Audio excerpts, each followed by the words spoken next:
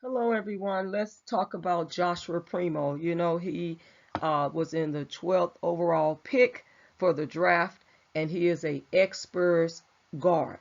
And he allegedly exposed himself to multiple women. Um, and so he was suddenly released by the Spurs on last Friday evening. And so it's saying he allegedly exposed himself to multiple women. And people were curious on what prompted, you know, or could have led to such a move with him being released. And so ESPN that initially reported that Primo's release was due to him exposing himself to multiple women. And then later, The Athletic reported that a former female Spurs employee alleged Primo exposed himself to her. Now, the woman has hired Tony Buzbee. And if you know who Tony Buzbee is, he is the one that represented multiple women with the Deshaun Watson situation where they were saying that he was inappropriate doing, massages, that he exposed himself, and things like that. Um, you know, and so Tony Buzbee, is now representing this woman. And so the San Antonio issued a brief statement stating that it is our hope that in the long run, this decision will serve the best interests of both the organization and Joshua, Spurs Chief Executive Officer R.C. Buford said. Now, Joshua Primo issued a statement to ESPN on Friday expressing that he was struggling with his mental health. Now, this is a young man. When he was drafted at 19 years of age, this is a young man. We don't know what type of trauma that this young man has experienced. And these are allegations as well that this happened. But I guess the Spurs don't want any type of problems because Deshaun Watson went through it. And, he's currently serving a suspension right now, Deshaun Watson. So Joshua Primo has been placed on waivers. They did go ahead and approve those waivers. He was released. And so what Primo is saying is, I know that you all are surprised by today's announcement. I've been seeking help to deal with previous trauma I suffered and will now take this time to focus on my mental health treatment for more fully. I hope to be able to discuss these issues in the future so I can help others who have suffered in a similar way. I appreciate privacy at this time. And so he was, like I said, picked over 12th overall selection in the 2021 NBA draft, which was last year, 19 at the time, out of Alabama. Now, San Antonio exercised a third-year team option on Primo's rookie contract that would have kept him on the team through 23 through 24. So I'm hoping that this young man gets the help that he needs, that he can recover and heal, he can move forward in life, and he can still get back to playing basketball. I always have a question, about when these women retain attorneys, but they don't file police reports.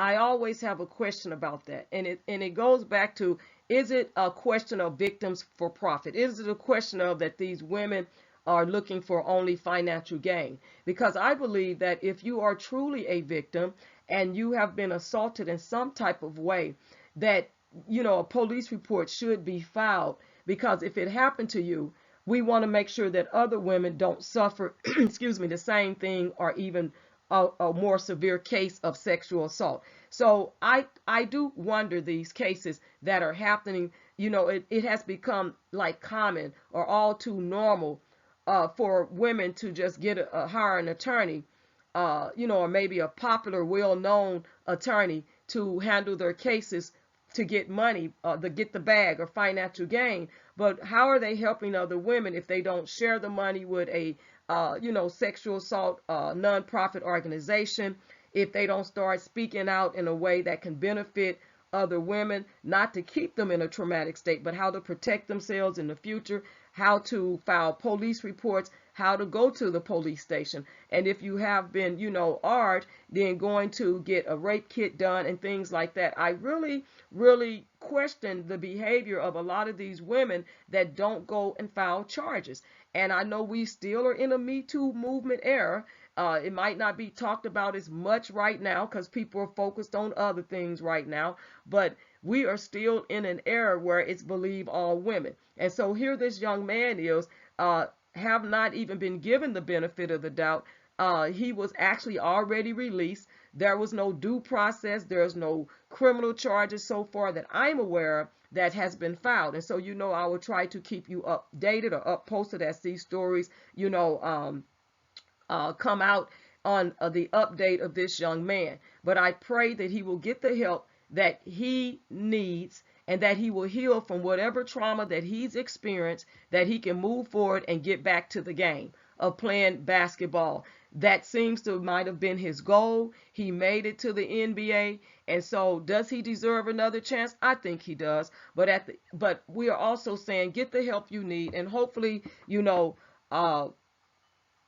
there may be more to this story, because they're not talking about a lot. They're just saying this woman came out, she hired an attorney, and he's the one saying that he suffered trauma. So, you know, we also know that, and I'm not saying that this is the case, but we know that older women do pursue younger men and also can manipulate them in a lot of ways. And so we don't know where this encounter really took place. Was it, you know, in a locker room, outside the locker room? What was really going on with this, that he exposed himself, and what really was going on with this woman? What part did she play in it?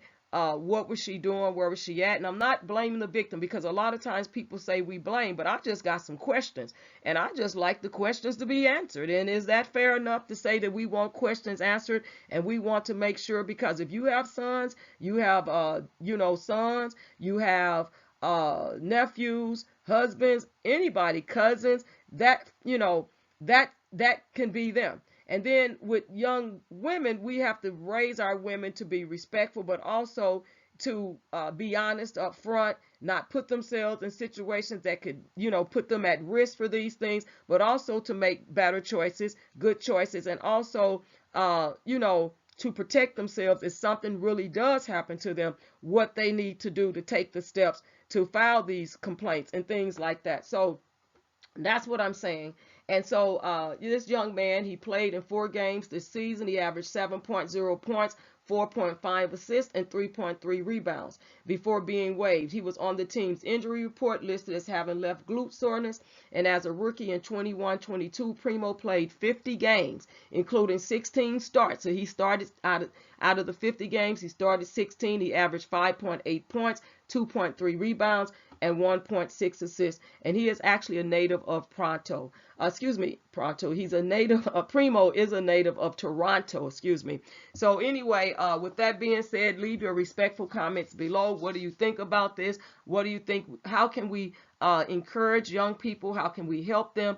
And how can we continue to promote that if women are really being assaulted like this, how come they're not filing police reports? We'd like to get some answers from women. How come they're not going to the authorities? And how come they're not really, you know, supporting, you know, these organizations that can help women that have actually been real victims, not, you know, victims of profit or victims that just say it happened?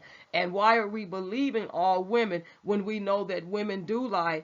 They lied in the Bible, they do lie, and that there's always another side to the story. So with that being said, please leave your respectful comments below. Don't forget to thumbs up the video. Don't forget to share the video. Let us try to get more of a level of awareness out there with the situations like this, because we're going to continually see them, because this is what's happening. So God bless you all on today. Peace out.